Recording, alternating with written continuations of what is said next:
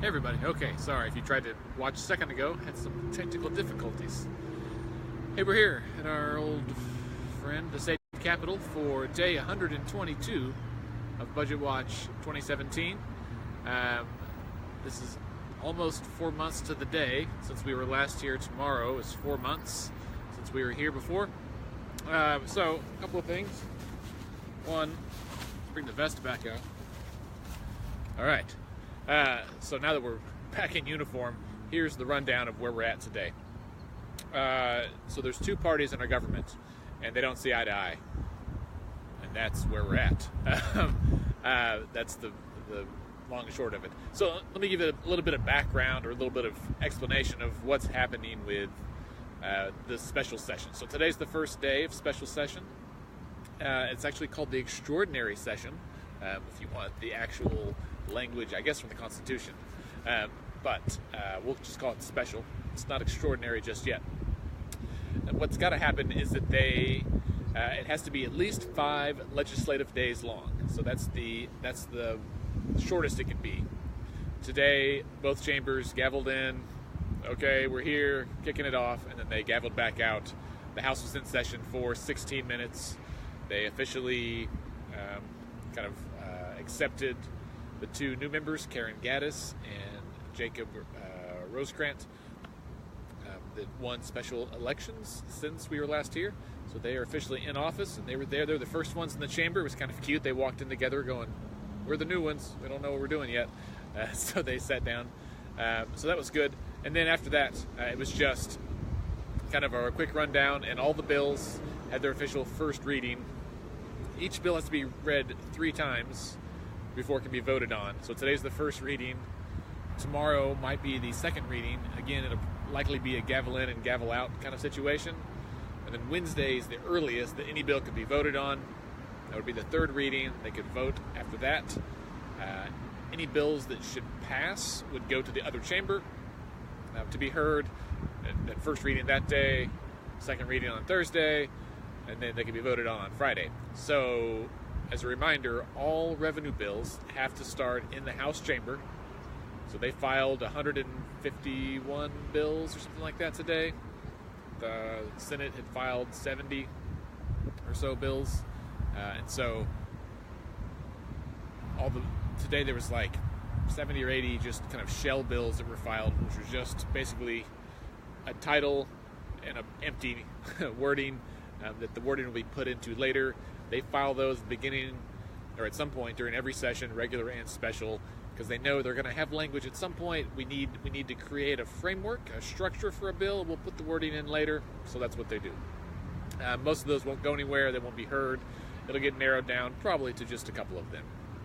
What we've heard today, there was a bill filed to raise the cigarette tax just 75 cents a pack. There was another bill to raise it $1.50, which is the whole reason we're here, right?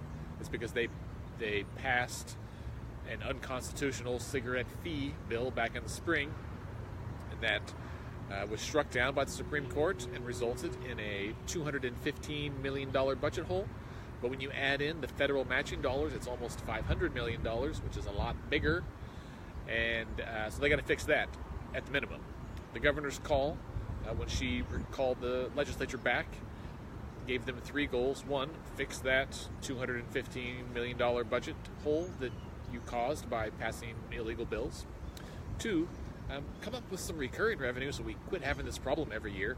Because if you remember, we are actually starting off next year already with about a $400 million shortfall, even if everything was fine, because they filled the budget this past year with one-time revenues, or one-time funding things, so they've got to fix that. And then 3, while you're here, maybe find some money for a daggum teacher raise, because we've been talking about it. So we've already had dueling pressers from both sides today. Inman had one, Republicans had one. The governor might have, I'm not sure.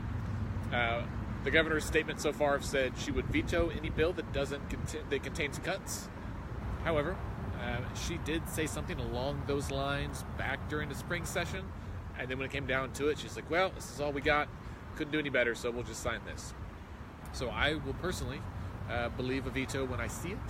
That would be tremendous. That's really the power of the pen that she wields, is that if they pass a bunch of crap and give her some budget cuts that would roll out to all agencies, she could say no, veto, and force them to overturn it, which is unlikely to happen, but it's possible.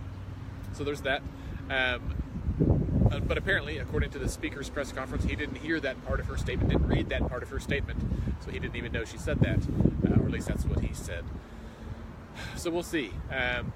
I've heard from some Republican House reps over the weekend that a cigarette tax is not going to happen. That's the Republican leadership, that's their number one goal today. They've said that's our big thing.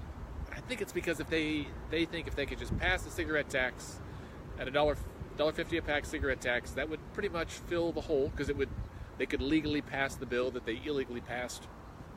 We'll say constitutionally pass the bill that they unconstitutionally passed back in the spring, and that would kind of shore up the hole that they created, and then maybe they could go home without feeling too bad about it. It wouldn't fulfill the governor's other goals, but it would kind of fix the glitch up to this point. So I think where we're at right now is there's a standoff that the GOP, the Republicans, are saying we got to pass this tobacco tax, and once we pass that, then we can talk about other stuff. And the Democrats are saying that seems unlikely. Basically, we don't trust you. We're not going to vote for that unless you pair it with some other stuff that we want. Both sides, I think, want the tobacco tax to pass. Both sides want a lot of the same stuff, and it's really an order in which it's happening. Like if the GOP ran something like gross production tax, certainly if they ran that first, or if they even just put it up for a vote, I think that might be a goodwill gesture towards the Democrats. It's not going to happen. Eccles, who's the floor leader for the Republicans in the House, said they don't have the votes. They're not even going to try. For me, he's a good man. I think you don't know you don't have the votes until you actually put it for a vote. If it doesn't pass, all right, hey, we tried.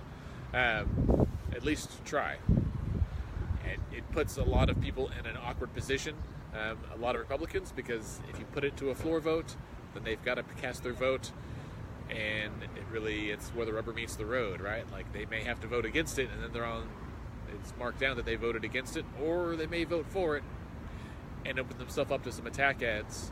I've already heard that some of the oil and gas companies are planning some advertising buys. They're planning some attack ads. They've run attack ads already this year against Republicans in really heavy oil and gas districts, even for thinking that they might vote for increase in the gross production tax. Not actually voting for it, because they never had the chance, but just the idea that they might vote for it was enough for oil and gas to say, no way, we're going to go ahead and run these attack ads against you. All right, question or comment from Joel here.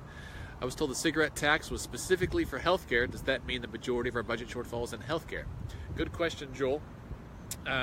Originally, as it was designed back in the spring, the cigarette fee was indeed going to fund healthcare specifically, but the bills that have been filed, at least what I heard today, the bills have been filed is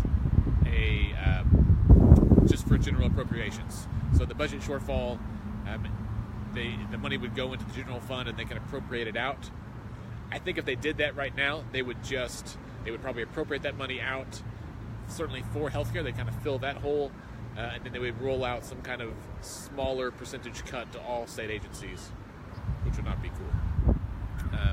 Now again, the governor said she'd veto anything that has a cut in it. The speaker said, I didn't hear that, I didn't read that. So I don't know if that really was news to him, or if he wants to try to call her bluff on that. The other interesting thing that we kind of found out today is that back during the spring, no one was talking to each other.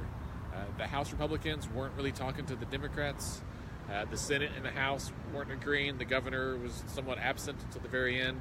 No one was talking to anybody else. Everyone's kind of doing their own thing and walking around saying, we're the only ones doing anything. We're the only ones with a plan. No one else is listening. Everyone had a plan.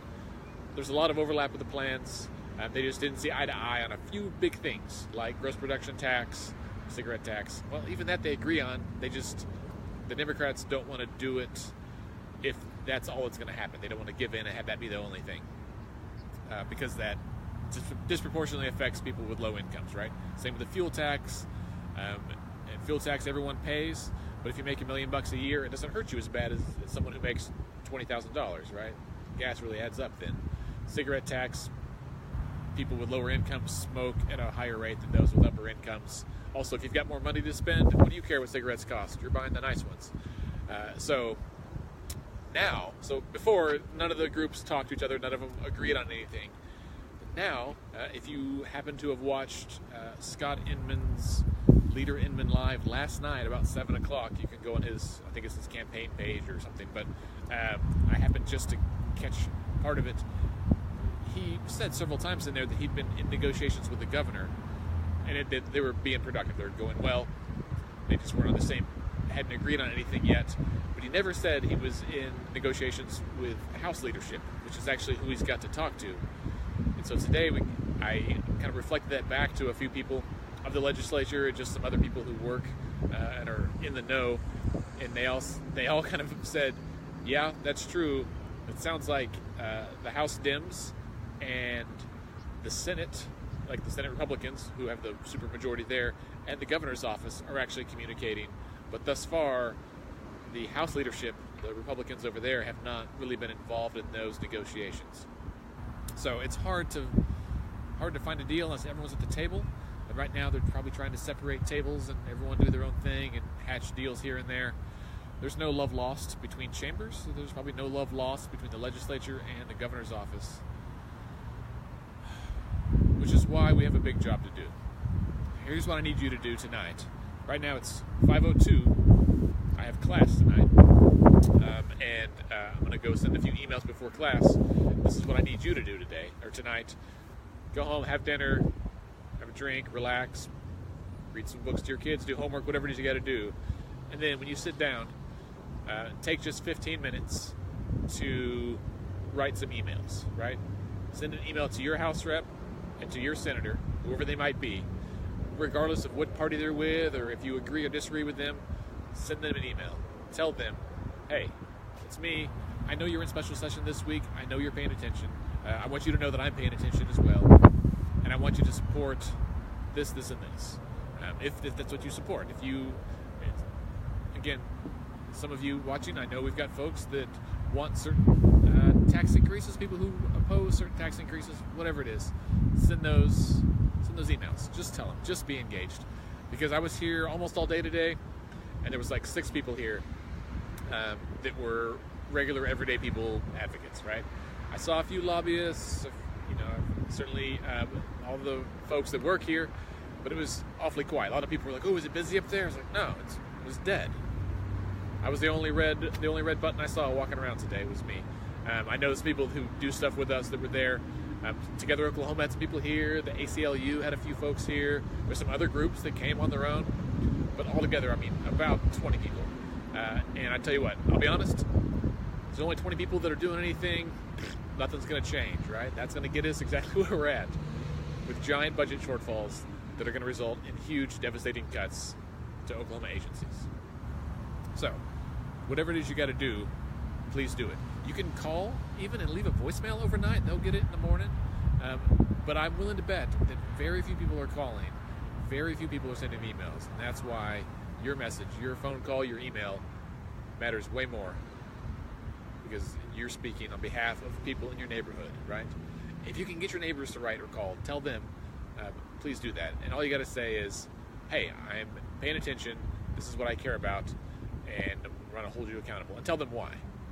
And if you can get a phone call back, if you can get an email back, start a dialogue, have a conversation, find out what your House rep or your senator supports or what they don't support, and ask them why. Don't just accept, oh, they said no, okay, I'm done. No, ask them why. Find out what's up, why they do or don't support that, and talk to them about it. Start that negotiation. Tell them you voted for them, or you're not going to vote for them. Whatever it is, for a lot of people, these are deal breakers, right? If they want to pass a teacher pay raise, they got to put the money there. If they want to properly fund health care, they want to properly fund Medicaid and the Department of Human Services, they want to give meals to seniors who can't work and are disabled, they got to appropriate the money, they got to do the right thing. It's going to take bipartisan support. There's not enough votes the Republicans have a supermajority, but they don't have a 100% majority. They can't do it on their own. And so we've got to have work from both sides. There was a lot of people here, a lot of representatives, a lot of senators who, so they've got to do the right thing. You've got to be involved. You've got to make those phone calls. You got to make those emails. So, all right, that's it for today. We'll be back tomorrow with day 123. Whatever I can find out during the day or here, I will come and share with you tomorrow afternoon. Thank you all. Have a good night.